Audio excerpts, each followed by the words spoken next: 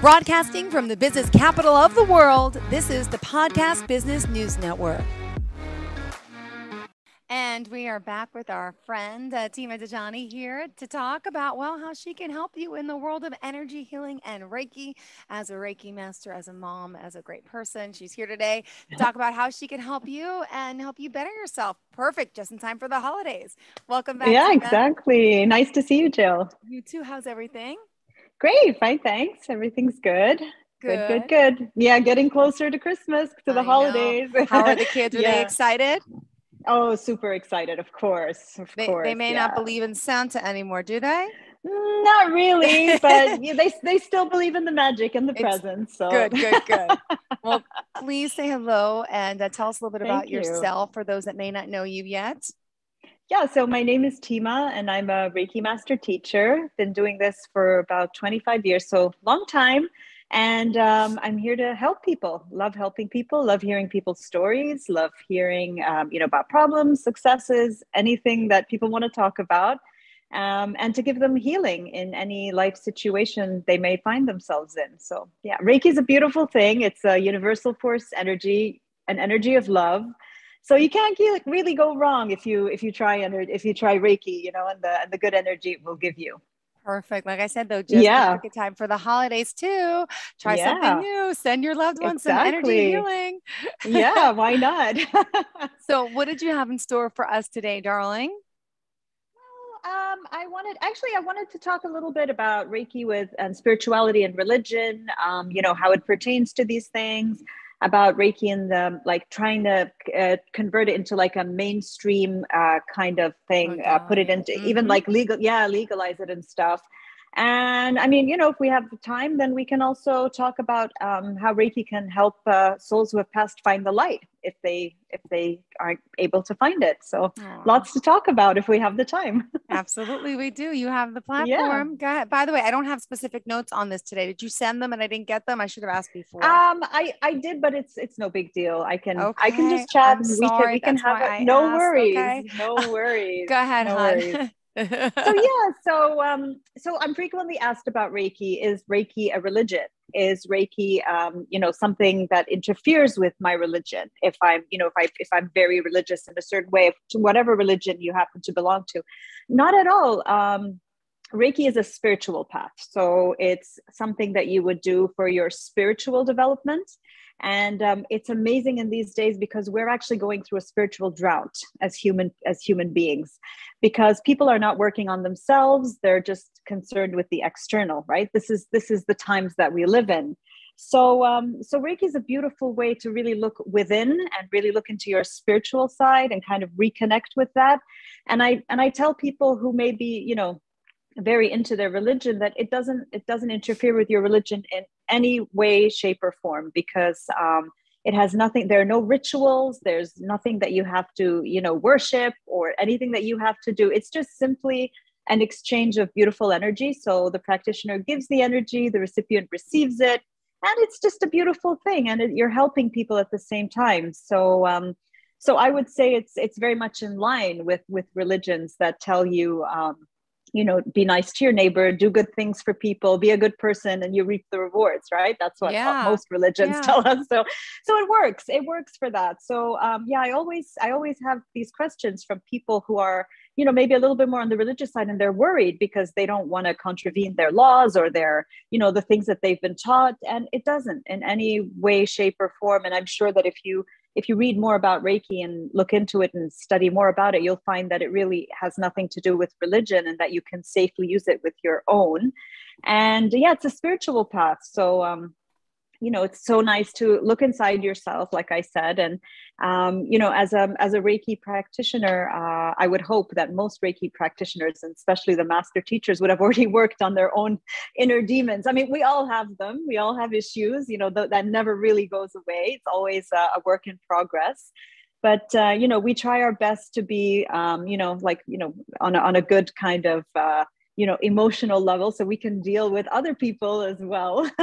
So it's a spiritual path. It's a lot of, you have to work a lot on yourself. You have to kind of dig deep into yourself a lot. And that's the most painful thing, I think. It's very hard to do that because you really have to dig deep and, kind of peel off the scabs that you've put over your, your painful parts, and deal with that and talk about it. And yeah, it's not easy. And I understand that a lot of people find it hard to start on that path. But I honestly think it leaves you a much happier person. So if you do want to go down that path, start it. And, maybe your friendly neighborhood Reiki practitioner can help you along the way too. Got it. Well, it's funny. There was a news study out today. I'm not sure where, who, and I barely caught it on the news today about religion, and about how, I got to Google it for you. You could Google it later too, but it's about how now there's not as many people believing in a certain religion. It used to be very structured, right, and very this, and now that it's just dispersed with all different types of religions. And right, the people are believing in different things. And I think becoming more open and aware to, I think we're all one. Doesn't matter if you're practicing A, B, C, or D. That's my opinion. For sure. But we're all going to the same place. We're all, so whatever you want to call it, or so, but I feel like people are becoming more, is the word hip to the concept of, maybe we all are going the same. Maybe it's all the same, but why are we teaching different things and learning different things? We should just all be one. That's what I mean about focusing on your inner self, on your spirituality, and focusing on that, working on yourself, because you can take yourself really far with that. And honestly, I think that once you find your inner peace, I mean, I know that's very like cliche, oh, my inner peace, but it really does make a difference. Once you feel at peace with yourself, kind of everything else in your life unfolds really nicely. So so I agree with you though. Everybody's one. We're all from the same place. We're all going back to the same place. So we shouldn't have too many hangups, but everybody's going to believe what they want to believe, and there you have it.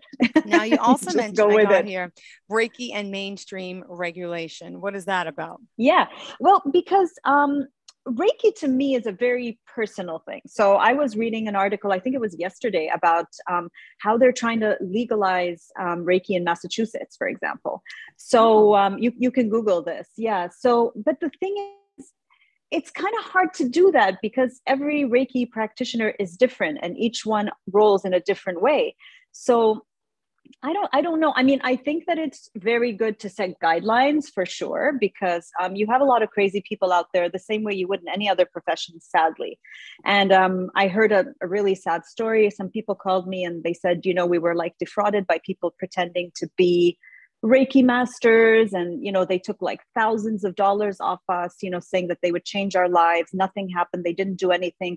They took the money and ran. And that makes me really sad, because that really gives the real Reiki practitioners such a bad name.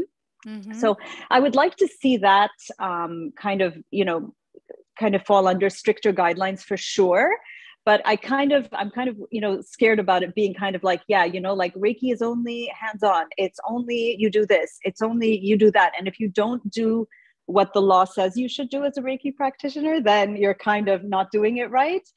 That's what I'm kind of worried about, but so yeah, it's kind of a sticky topic, and I know that they're having this like big debate about it. Tell me what's going on. So Massachusetts, they want to they laws put it into, they want to legalize it so that basically people can't be taken advantage of, right? Which I totally understand, and I think that's really important. But that goes back to me saying every single time, watch, really do your research well, watch yourself, look at who you're, giving the money to, the Reiki practitioner. What kind of experience do they have? What are they telling you? Mm-hmm. Where did they train? Because I also spoke to a girl the other day. I bumped into her and she said, oh, I'm studying Reiki. And I said, oh, that's fantastic. And where? And she said, online. I said, but how can you study Reiki online? Because you have to be taught how to do the healing. You have to be given symbols. You have to,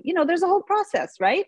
And she said, yeah, she's like, I do it online. I do it for I do a course for 24 hours and I'm a Reiki practitioner. And I said, well, I mean, that's great. Maybe it works. Just to me, that sounds iffy. So I told her, I said, I would research if I were you a little bit more, look into it, see what the person is offering you, because that doesn't sound right to me, honestly, as somebody who spent many, many, many years going through the levels and really working hard and under the guidance of, a Reiki master and teacher. And you have to do certain hours. You have to do, there's a lot Yeah. that you have to do. So it's a position of responsibility. People come to you because they want help, because they're in pain, because they're upset about things. So I just feel sad about Reiki being kind of given a bad name by certain people out there, because Mm-hmm. it gives people the fuel to say, yeah, Reiki's, stupid, and Reiki's dumb, and people are, and it's all a big scam. And I've read a lot of articles about how Reiki is a scam because people have People who, encountered, but in every business, everywhere, there's always scammers. And unfortunately, they make it harder for yeah, the people who do the work, who come, show exactly. up and are doing the right thing in their craft, in their field, whatever it is. But you're right. I have heard stories like that. And it's a shame because it really tarnishes those like yourself who are well respected, well trained, well educated, and oh, wow. So I understand legalizing, but then trying to make everyone fit into a cookie cutter Yeah, shape of what they should be doing, how they should be. How exactly. could someone You can't decide? You really do that can't. with Reiki because there's so many types of Reiki practitioners. Mm-hmm. Some who are just hands-on healers, some who are psychic, some who are clairvoyant, some who are, it takes on so many forms. So, I mean, I was going to talk today as well about like using Reiki to help people find the light after they've passed on. That's another like Reiki thing that only some practitioners can do. Oh, So that is something that it's kind of, you can't really fit it in a box. So I understand the need for where legalizing Reiki and maybe spiritual work comes from, but I'm kind of scared about like it putting people into too much of a yeah. box, like the practitioners, Yeah. because I don't really see that you can limit it and put it into a box. Can you tell me, find the light? Could you expand on that a second? What you were just saying? Sure. So, well, I'm one of those. I'm one of those. Yeah. That's why I wanted to talk about it. So, it's when you're sending Reiki, you're emitting this beautiful energy, and sometimes you will find that souls will come to you who are not able to find the light because they feel the energy. So, I was in a hospital once. I think this was about 15 years ago. I was giving healing to an older man who was passing away. He was on his way out, and all of a sudden there was like a curtain between him and the next bed. And then all of a sudden I hear like somebody tell Wow. me, but I'm like, could you help me please? And I said, what do you mean, like what's wrong? And they said, well, we don't know what to do. I don't know what to do because I've just been lying here for weeks and I don't know where to go, but I don't want to be here anymore. And I said, who are you? And he said, I'm the guy next door. And I said, oh, I said, oh my God. I said, well, what do you want? I said, I can't do anything unless you give me permission. What is it that you want? He said, I just want to move on. I don't want to be here anymore. And I said, well, I'll send you some Reiki. I will help you and we'll find the light together. So I did that, and we finally got the light. We found where the portal was for him, and he crossed over. And actually, I did hear he passed away within the next couple of hours. So he did actually find the light and move on. So this is just a small example of how diverse Reiki can be, right? And the ways that you can use Reiki energy.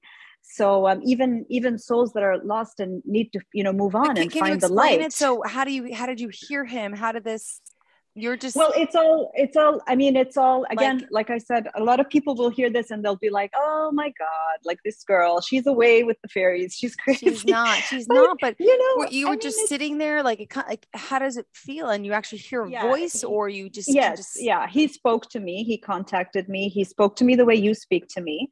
And he told me, he said, I'm lost. He said, I'm really lost and I need help. He said, and I feel that you will be able to help me. He said, please, if you can help me, help me.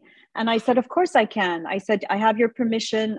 Always ask for permission, even for a soul that's already on the other side. now did you I did you said, make any contact with his family or anything, or no, like, I did not. I did okay, not, because you don't know how that's no, going to no, be of course, received. You don't true. know how, so, but I helped him over. I helped him to find the light, and he went to it very happily, very gladly. He didn't want to be there anymore.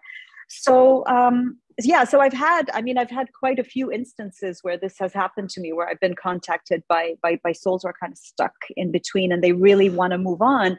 And I guess it's the energy, the Reiki energy. You start sending it out and they're attracted to it. It's like almost like it's a Magnet, living entity or like something. Yeah, like a magnet. They come towards it and they're like, oh wow, what is this? This looks like something that can help can us to help actually me. get out of here. Yeah.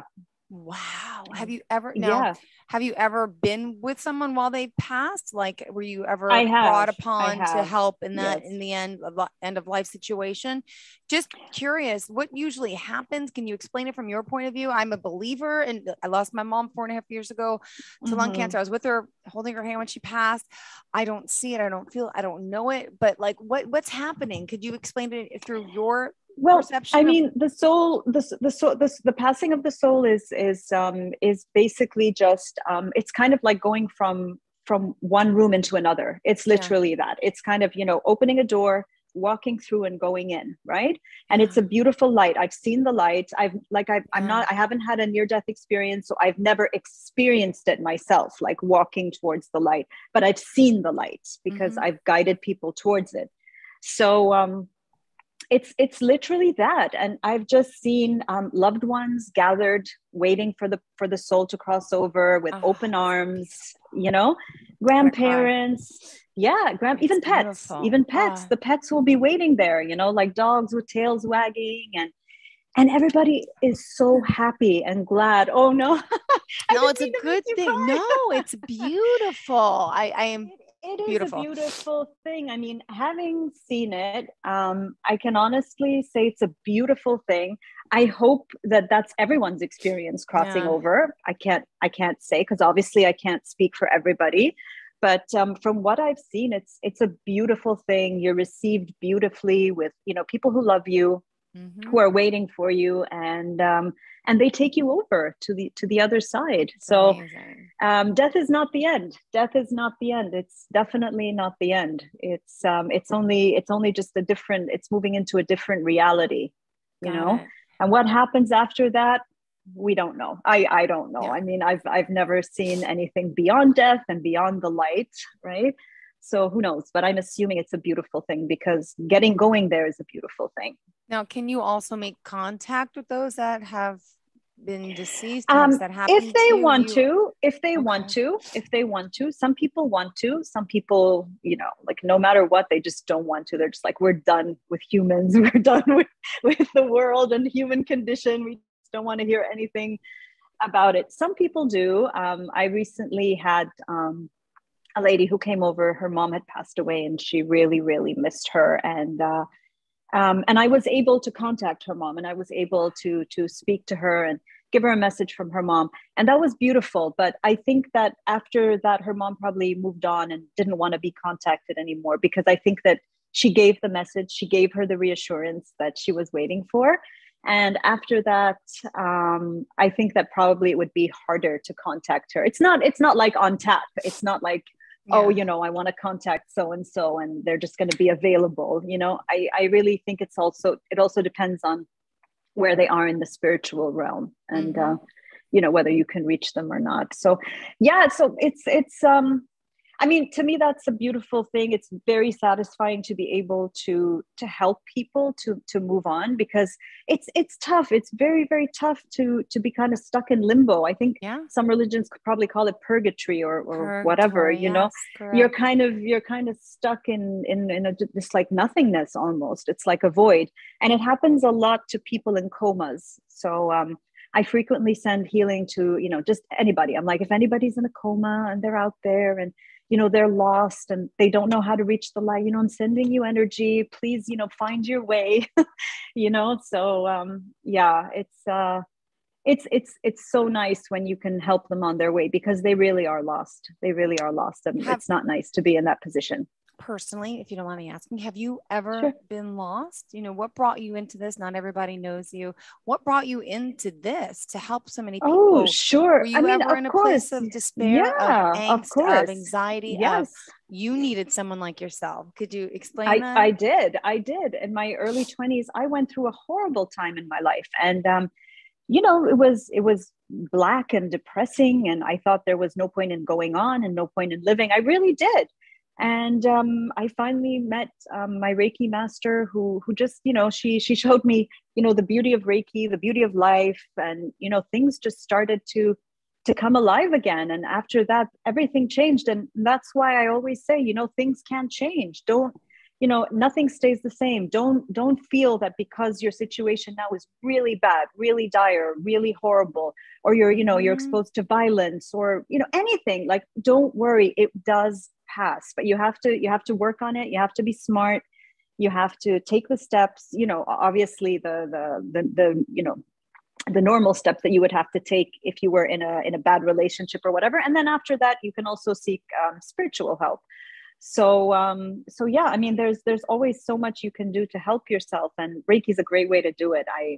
I believe. I mean, for me, it's been my experience. I love it. It really helped me. It's helped me to help so many people.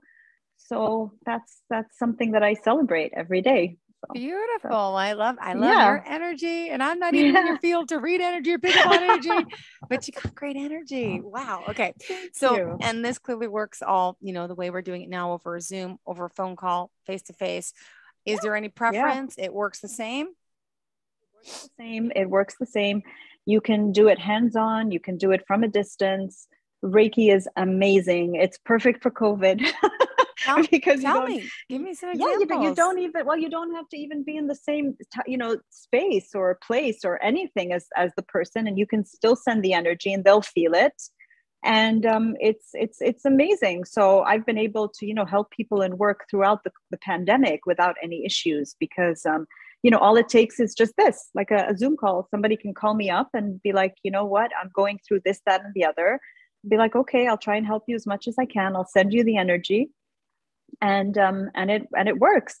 But as I've said before as well, it has to be a willing recipient. It has to be somebody who is happy to receive the energy, in the right frame of mind to receive the energy. Sometimes, honestly, it's like you're in a desert and you're trying to water the sand. It's like nothing green is gonna come up. Just they're not ready, right? Nothing was planted there. So wow. Well, it just depends. I love hearing your stories and experiences. It makes it that much more like, wow, like this is the work. Could you share some other, experiences of the people you've helped and the things that have happened? I mean, it's seeing is believing, hearing is no. It's like, it's impactful. It's inspired. Like you just told me the story about the man you helped pass. I mean, it's real. Could you share any recent experiences that maybe we haven't talked about? I mean, we may have talked about them, but no one else would know, but because some new listeners, but really it's fascinating to me. So I really want to know.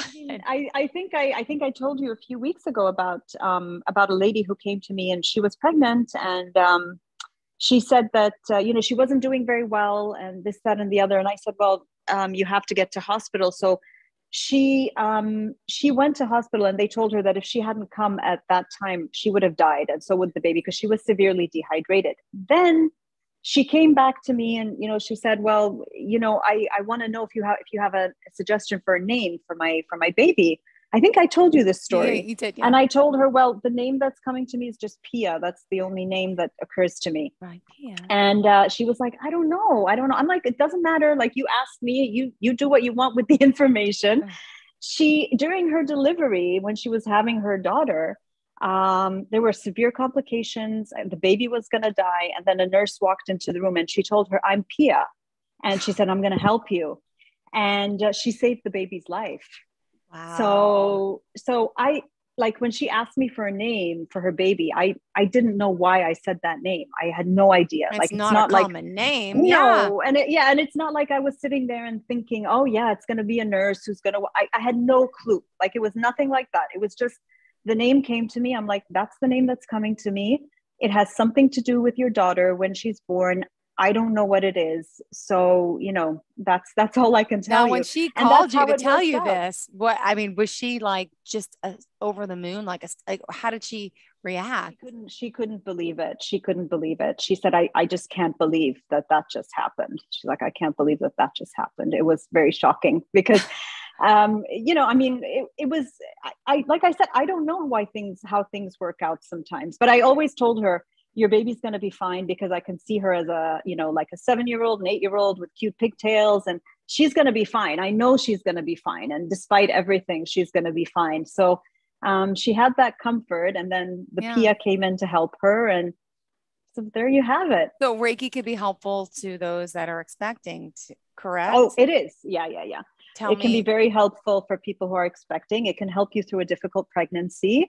It can help you through fertility treatment. I'm not saying that Reiki is going to, Cure do you, the work fix for you, you, or yeah, or yeah. But make you, when you're but going through all those hormones and the fertility treatment and the injections and everything, Reiki can really, really help. So I've worked with a lot of people with that. I've worked with a lot of pregnant women. I work a lot with children. I work a lot with babies. And pets. I think I've said I really enjoy. I enjoy the innocent souls. I wow. love them. And then also, just for new listeners out there, you also do the house clearings. How do I describe them? Yes. House blessings.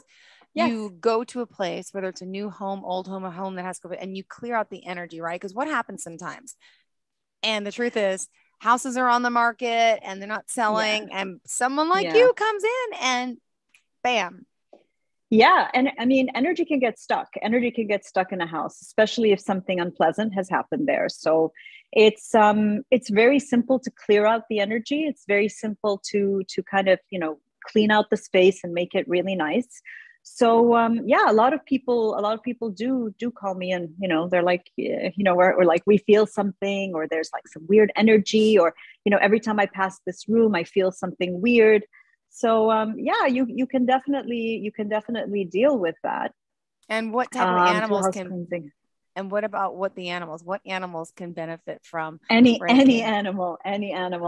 I have dogs, I have cats, and I'm telling you, my cat loves Reiki. Like, he's hilarious. Whenever I start giving Reiki or doing any kind of energy work, he literally comes and sits on top of me and just starts purring. Like, it's hilarious. And Wow. he loves Reiki. Cats are very sensitive to Reiki. And I give my dogs Reiki all the time as well. They love it. And you mentioned children. That's one thing we never really talk much about, but children in particular. Children, yeah. Do they have to, because attention span of a child is not always the best. Do you need to talk to them, or do you talk to their parent about what their needs are and you're able to send it? Or do you obviously I would speak to their parents, because I would need the permission from their parents, and it would be their parents seeking the treatment. So but there's been lots of times where a child is not doing so well, a kid, maybe they have some behavioral issues, or something that's not going right for them. So what I find is that more than the Reiki healing the root problem, when I send the Reiki, it makes them talk. So I'll send the Reiki and I'll send all the good energy, and then woof, bam, it's like a flower opening. They'll suddenly like open up, and they'll be able to talk about what's bothering them in a much more constructive way. So they'll be able to tell their parents, like, this is what's bothering me. Whereas maybe previously they weren't able to say it. So it gives them that kind of boost of confidence, I would say, maybe, because they feel supported on some spiritual level. Maybe, they can sense it.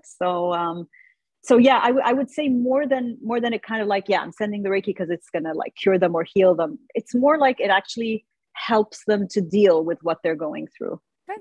Well, thank you so much. So Tima, would you mind just letting us know how we can reach out to you for more information? Sure. How we can get some energy healing, or maybe send some to our family or friends' way, especially for the holidays.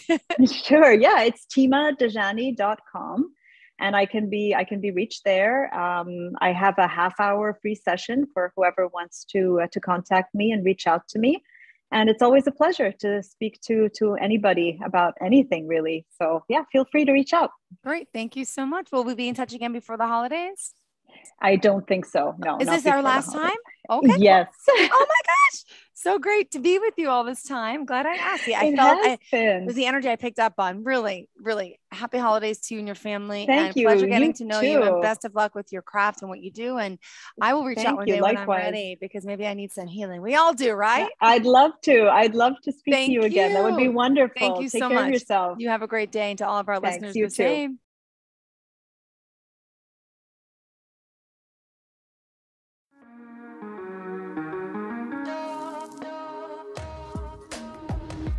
Broadcasting from the business capital of the world, this is the Podcast Business News Network.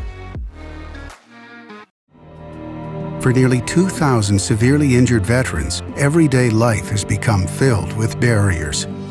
Day-to-day simple tasks can become pretty daunting. I have to carry my chair up 2 flights of steps or have somebody do it for me. What scares me the most is just the falling. When I'm struggling with my house, I think, to have that one great barrier just knocked down, I mean, it's crucial. Home for Our Troops is a wonderful nonprofit that builds a Mortgage-free, fully adaptive, handicap-accessible house. And there's no catch. It'll be our very first home that we've ever owned. This is a game changer. This is where your life begins again. We need you to join us in completing this important mission. Please visit hfotusa.org and help build homes and rebuild lives. Because of you, everything's going to be okay.